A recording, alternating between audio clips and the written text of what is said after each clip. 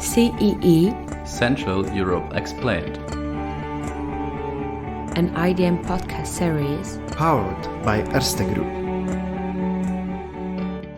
Episode 48: Belonging and Becoming, Strengthening the EU Project.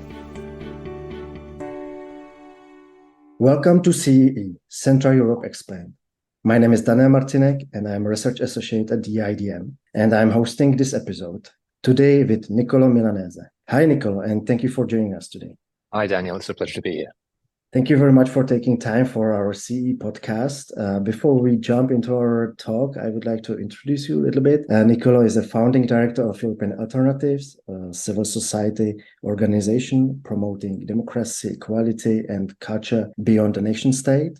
And Niccolò, together with Lorenzo Marsili, wrote a book called Citizens of Nowhere: How to Save Europe from Itself. He has been involved in many civil society and literary initiatives across Europe to promote civic education, democracy, human rights, and political imagination. And that's also the reason why we are here today talking to you. I think Europe, or the European Union, as you name it, I think that's exactly what we need these days, these months, kind of political imagination, and to think maybe a little bit bigger, in a bigger scope. Because the topic of our today's discussion is belonging and becoming, strengthening the EU project. What we could observe in the past months or years, at least in our target region, IDM target region of Central, Eastern, Southeastern Europe, is that growth and success of Eurosceptics, be it at the national or international level, kind of proves that the EU needs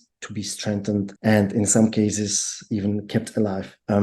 European identity as a child of net of personal and institutionalized connections between people, countries, and the EU institutions creates kind of Europe or European dimension. Maybe we can also speak about kind of European culture space where we share common culture, heritage, history, maybe also public sphere, and maybe one would say also sense of belonging.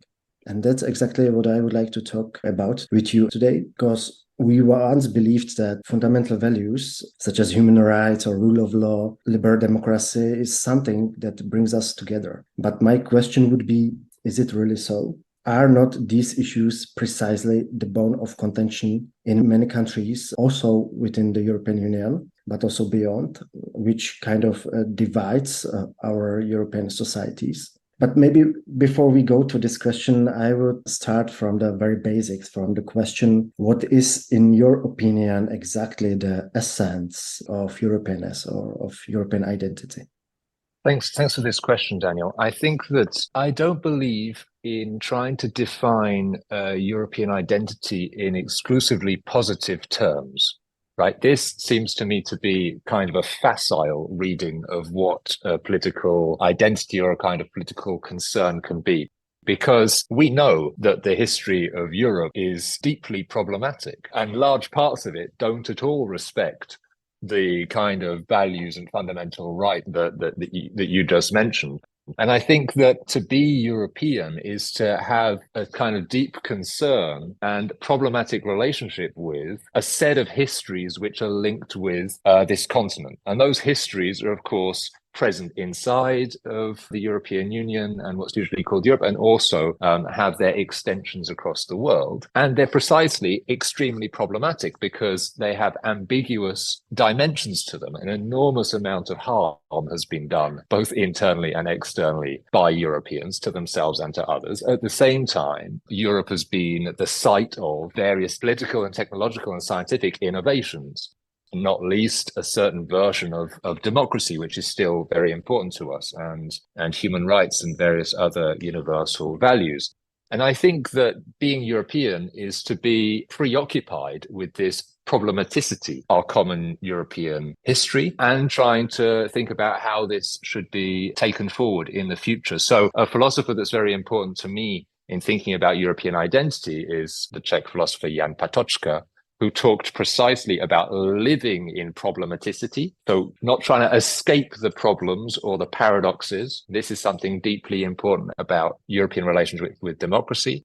And also thinking about Europe after Europe. So Europe has already in some way collapsed at least several times, and most obviously in the world wars, but it still has to be there. And so we have to continue to find ways of working with this continent which we've inherited, even with all its problems and even with all the ways that it has already failed. And this is kind of our common predicament as Europeans. Thank you very much, Niccolò. I'm very glad that you mentioned Jan Patočka, coming originally also from Czechia. So thank you very much for that. But of course, as a civil society organization or a think tank based in Vienna dealing with the region, the issue of the European project or EU project, as you name it, it's very much our daily basis work. And we try, of course, to convince people or support the people to really stand behind and backing the EU project, because we believe that only through cross-border and regional cooperation we can actually cope with the current challenges, but not only within Europe, but also geopolitical challenges. So my question would be, because you mentioned this rather negative aspect of Europeanness, if I can put it this way, this complexity of European history, which influenced not only the whole continent, but also other parts of the world. Do you believe that this should be something which should bind us together, or which should kind of promote, facilitate the support for the European project? Because I'm not so sure if the ordinary people would like to be preoccupied with such issues. I do believe that they would rather prefer a positive perspective of this Europeanness, which would consequently motivate them to support the European project. Look, I think it's important that we have a kind of honest and authentic vision of what the European project is and what it means to be European. And that's what I was trying to indicate by saying that just being kind of unrealistically positive about if it's European, it's great, is obviously insincere, and I don't think anybody's going to buy it. And I think that means a couple of things, actually. I think one thing is to make a distinction between Euroscepticism and Eurocriticism.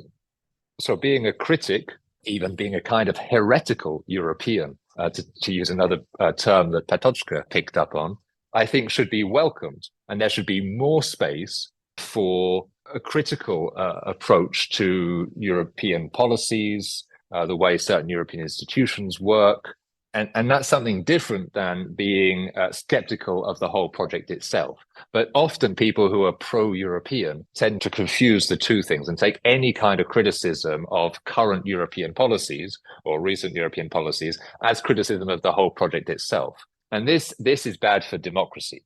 Because obviously, European democracy would mean having different alternative views about what the European Union and the member states ought to be doing. And there's plenty of good reasons for being quite critical of recent policies, whether one thinks that the financial crisis or waves of migrants are not welcomed in our continent and other things. So need to make a distinction between Euroscepticism and Eurocriticism. The other aspect of this, though, is to have a coherent European narrative based on its history. We have to acknowledge the dangerous tendencies that have always been present inside of Europe and acknowledge that many of those dangerous tendencies are still present. And indeed, we still have the same combats. And so, to my mind, fascism is not something that is confined to the 20th century. There are political leaders of European countries these days who more or less explicitly link themselves with fascist heritage.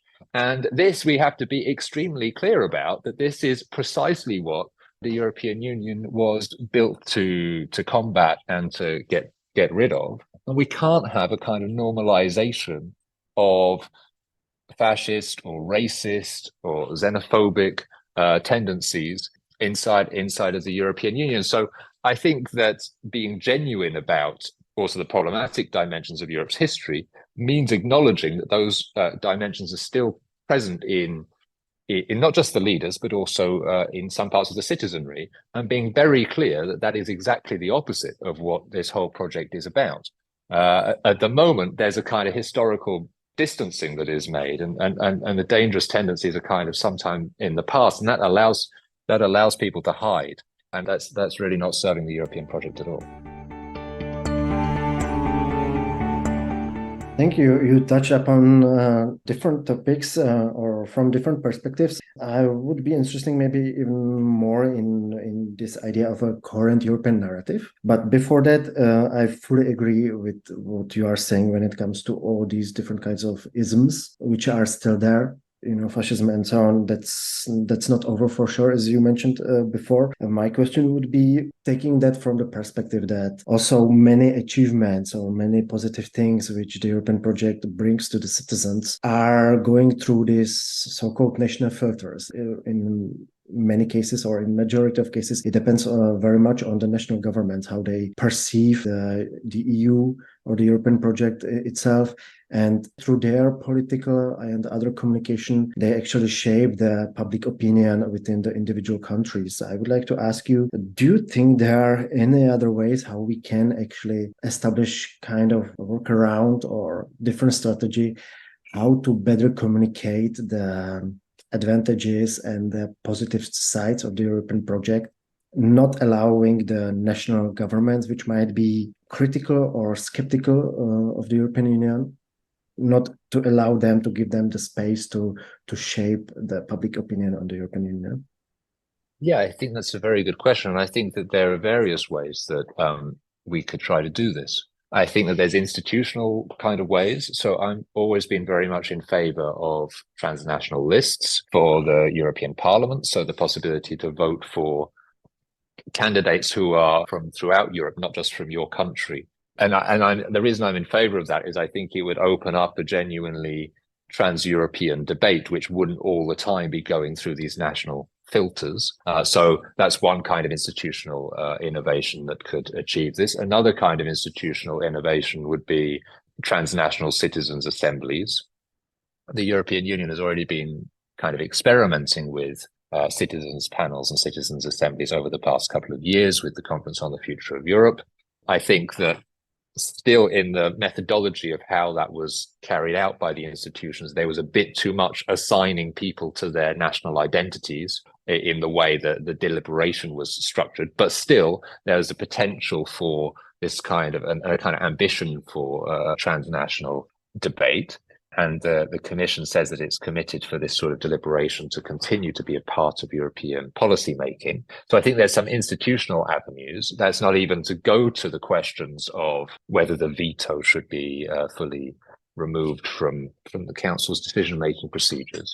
I think that debate has to acknowledge that the space of minorities in minority languages, smaller countries in the European Union needs in some ways to be protected or fully taken into account. The veto is kind of the ultimate safeguard of that, but maybe we don't need such a strong safeguard. Maybe there's other ways of approaching this issue. But perhaps outside of these institutional things, I think that there's really something important for civil society and citizens to do, which is to acknowledge that many of our political concerns and issues, of course, cross borders in every kind of way, whether it's as simple that anti-gender discourse might start in one country and very quickly spread to another, or whether it's common problems around flooding and fire and so on. In multiple ways, our issues cross these borders, and we ought to be a lot better at organizing ourselves across borders to put pressure simultaneously on political institutions in different countries. Because at the moment, one can think of it a little bit as if the national powers, and particularly those governments that want to take away rights and liberties from us, are benefiting from the fact that we're divided, and they accentuate this division. This is particularly the case with people who are minorities inside of their countries who are particularly being attacked. So LGBTQI people, migrants, Roma, one could say women in general, given the kind of patriarchal attitudes of some of the most dangerous governments in Europe these days. And we should be a lot better at coordinating and mobilizing amongst us across Europe when a government tries to, for example, take away the right to abortion or the right to adopt a child. And unfortunately, over the past couple of years, I don't think we have shown as civil society this kind of solidarity, and that's allowing these national divisions to be instrumentalized by forces which are against democracy ultimately. I would like to follow up exactly on the last issue you mentioned, because that brings us actually to the topic we discussed before. You spoke about this kind of normalization of these tendencies, kind of eroding democracy or dismantling of democracy, which is happening particularly, unfortunately, in the countries of our target region. What would be, in your opinion, when it comes to the issues like migration, basic human rights, women rights, but also a role of media, role of education, changing the curricula and so on? What would be your suggestion? Should there be any kind of institution established, or how we can institutionalize actually this public sphere where all these debates would take place? Well, look, I think firstly, I wouldn't say that the problem is somehow only or above all in Central and Eastern Europe. I think that it's important to see that these kind of phenomena happening across European countries. I'm speaking to you from France, and the ways that the right of protest has been infringed upon, and police violence has prevented people or attempted to prevent people from freely protesting against environmental degradation and other kinds of things is part of these symptoms, as is the general poverty of the political debate and lack of political alternatives in a country like France. So I think that these illiberal tendencies are actually more structural to a contemporary form of capitalism or neoliberalism than people usually want to admit when they try to geographically locate them, as if liberalism were a kind of disease emanating from some particular part of the body politic. It's not like that, to my mind. So firstly, I think acknowledging that these tendencies, of course, to different degrees and in different ways, present in all European societies is important. And I think that is also actually a basis on which the European institutions could be much stricter in starting infringement proceedings, holding back funding, starting investigations, and ultimately removing the voting rights and taking stronger measures towards countries which refuse to accept equality between the genders, the right of protest, freedom of speech, and the rest of these things. And I think that the European elite has been much too timid in its approach to this because of a kind of misplaced fear of the population. They have the fear that if they push too hard, then whole countries might want to somehow leave the European Union. And I just think that this is a misreading of the attitude of regular citizens, even in places like Hungary. No matter how Eurosceptic people might be or critical of the European Union, if it really came to the point of a leader like Orban saying, okay, we're going to leave, then I think that people would think very carefully about whether this is a wise thing to do and to follow him in doing. And so I think that in a way, the European elite hasn't had enough confidence in the European citizenry and their willingness and their realism about staying part of the European Union. So that's about the fact that the European institutions could be much quicker, could be more decisive in the way that they intervene. It's not as if these problems haven't been going on now for some time. I mean, many of us have been pointing out for at least a decade, if not 2 decades, of the dangers that are being posed to the basis of European democracy by various tendencies, and the European Union is just very, very slow and reluctant to act on that. Then I think that the one of the things that right-wing populists are able to benefit from is this kind of spectacularization of politics, whereby you can easily have the impression that large parts of the society are supporting these kinds of far right-wing policies. And I simply don't believe it's the case. And it's certainly not the case if one looks across European borders and at the population as a whole. But we're not very good as people who are opposed to right-wing tendencies to showing our strength and how numerous we are to oppose this kind of tendency. And so very simply, we need to show up. Where are the protests supporting Polish women and their right to abortion? Where are the mobilizations to condemn the right-wing fascist steps that are being taken in Italy? This kind of very simple visibility, putting our bodies in the street to show that there's an alternative Europe to this kind of vision of a decaying continent. This is a basic form of politics that we have to recover.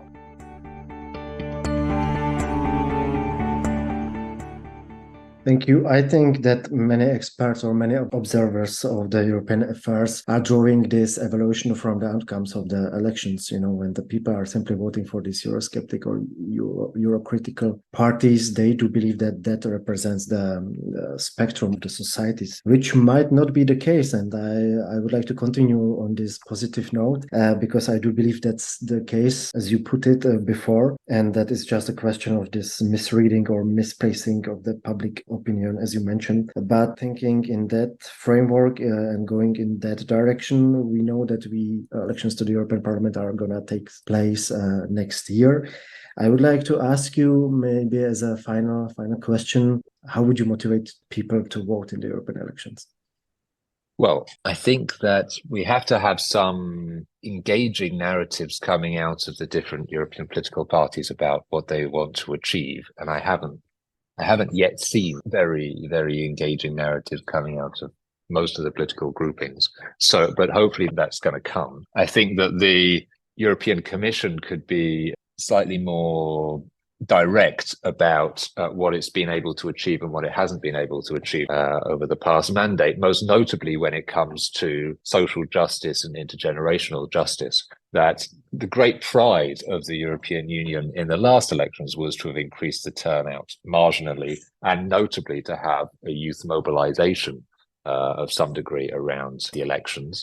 My feeling is that the European institutions have rather taken the youth vote for granted over the past 5 years. If one looks at the way the pandemic was dealt with, and even the way that the recovery funds allocated, I don't see an overriding concern with either social justice or with intergenerational justice and the difficulties of the young. And I also think that if one of the great motivations for many young people to turn out in the last European elections was around green issues and the European Union leading in climate change, or in addressing climate change, there as well, the commitment of the EU to this issue has started to be rather tarnished by corporate lobbies and geopolitical interests. And I think that there's a need to be kind of direct and honest about that if one is to get the trust of even people who voted last time back, rather than kind of sweeping these issues under the carpet. So I think some leveling with people and some honesty is quite important.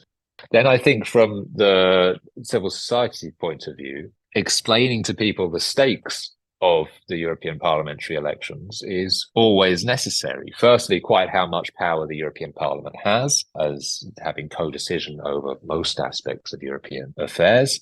Secondly, very simply, that who you vote for in the European Parliament gives a great deal of resources and visibility to those people who and the parties that end up to be present in the European Parliament. And so one can't treat it as simply a protest vote that doesn't have any consequences, which unfortunately is one of the tendencies of this kind of nationalized political sphere that you referred to, that people want to just protest against what their national governments are doing, often for good reasons, but that has consequences when you do it at the European parliamentary elections, and those consequences you need to really think about. And of course, thirdly, we've got to articulate a vision which speaks to current circumstances of war and the importance of democracy in a kind of global competition about how our societies are best structured. And I think that in that context, it's rather been forgotten, and it's become unfortunately absent from large parts of the public discussion,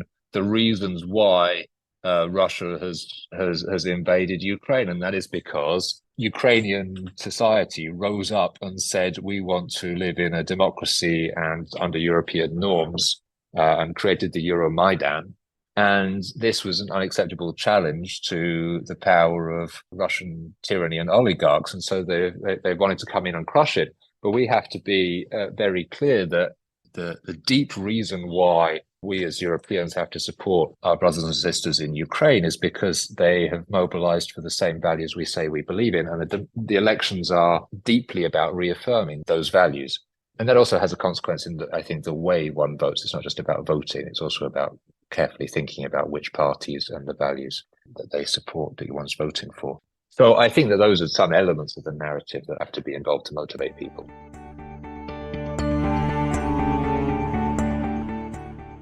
Thank you very much, Niccolò. I think with that we actually arrived to the end of our today's episode. So thank you very much for that. Just to sum up, so we need direct, honest communication on behalf of the European Union with the population. Then we should also clearly communicate or articulate the issue of the importance of the European Parliament, that sending the representative to the European Parliament has its value, has its importance, and leave behind this nationalized perception or public sphere. And third, the vision of importance of democracy in general and the way how our societies are structured and influence of the democracy on this structure should be also stressed. I hope that all these developments will take place in the upcoming months to the European elections. Hopefully the transnationalists or transnational parties currently existing in Europe will have their role in that.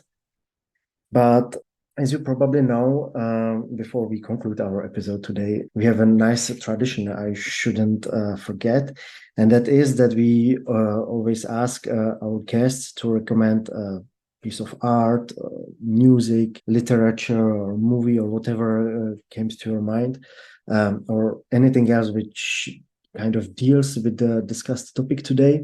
So my question would be, what comes to your mind if we speak about Europe, European public sphere, transnationalism, European identity, and the importance of democracy? Yeah, that's a great question, Daniel. And you know, often in my mind these days is some lines from a poem by W.H. Auden, the English poet who went to go and fight in the Spanish Civil War. And following that experience, he wrote perhaps one of the greatest English language political poems of the 20th century, called In Time of War, in the 30s, in what he called an age of anxiety, when they were anticipating the Second World War. And in that set of poems, there's a commentary that he's written. And in that commentary, which is a kind of poetry poem itself, there's these lines. He says, "You talked of liberty, but were not just. And now your enemies have called your bluff. For in your city, only the man behind the rifle had free will." And I'm thinking often of these lines because I think that this question of liberty going together with justice and being authentic about that and honest about the connection between those two things is really crucial in these days. Because if people start to think that that link is not made, or that our politics is not really supporting both liberty and also justice, then there's a risk they start to believe the people who are opposed to democracy. So that would be my recommendation. Thank you very much, Niccolò, also for your recommendation and for these words, which I think nicely conclude our today's episode. Thank you for taking your time. I hope to see you at another occasion, be it here in Vienna, if you have the chance to come again. So thank you very much once again. And this was another episode of our IDM podcast, CEE, Central Europe Explained. This was CEE, Central Europe Explained, a podcast series produced by the Institute for the Danube Region and Central Europe. If you enjoyed listening to us, make sure to subscribe to the IDM podcast series on your favorite podcast platform. Additionally, you can explore our other work on our website www.idm.at. If you have any feedback or if you're interested in collaborating on a podcast episode, please do not hesitate to contact us through our social media channels at IDM Vienna, or write us an email to idm@idm.at. IDM Podcast. Institut für den Donauraum und Mitteleuropa. Institute for the Danube Region and Central Europe. European perspectives. Regional actions. Cooperation and expertise since 1953.